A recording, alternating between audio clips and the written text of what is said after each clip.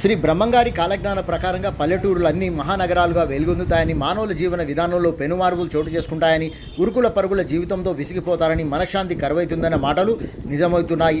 హైదరాబాద్ నగరం జనావాసాలతో కిటకిటలాడుతూ నగరం విస్తరిస్తూ రింగ్ రోడ్డులు దాటుతూ గ్రామాలకు తాకుతున్నది. నగర రహదారుల వాహనాలతో నిండిపోతున్నాయి. కాలుష్యం పెరగడం, రోజు రోజుకు అనారోగ్య సమస్యలు ఎదుర్కొంటున్నారు. రహదారులకు అక్కడక్కడ వరద నీరు పోయే కాలువల మీద రోడ్ల వెడల్పుతో పాటు కల్వర్టుల వెడల్పు నిర్మాణ పనులు చేక తప్పడం లేదు. హైదరాబాద్ నగరంలో సరూనర్ కట్ట ప్రసిద్ధిగాంచింది. మినీ ట్యాంక్ బండ్గా కూడా పిలుస్తుంటారు. శ్రీ వినాయక నవరాత్రి ఉత్సవాల్లో వందల సంఖ్యలో వినాయకులు విగ్రహాలను సరూనర్ చెరువులో నిమజ్జన కార్యక్రమం జరుగుతుంది.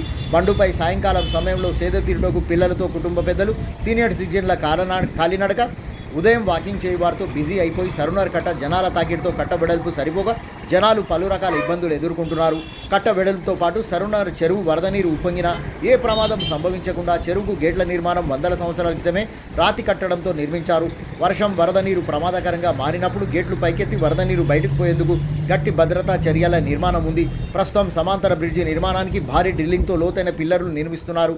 బండు రోడ్డు వెడల్పు పనులు శరవేగంగా సాగుతున్నాయి. రాబో రోజుల్లో వేల సంఖ్యలో వాహనాలు కట్ట మీద నుంచి సులువుగా ట్రాఫిక్ జాములు లేకుండా సాగుటకు నిర్మాణం జరుగుతున్నట్లు అక్కడి పరిస్థితులు తెలుపుతున్నాయి.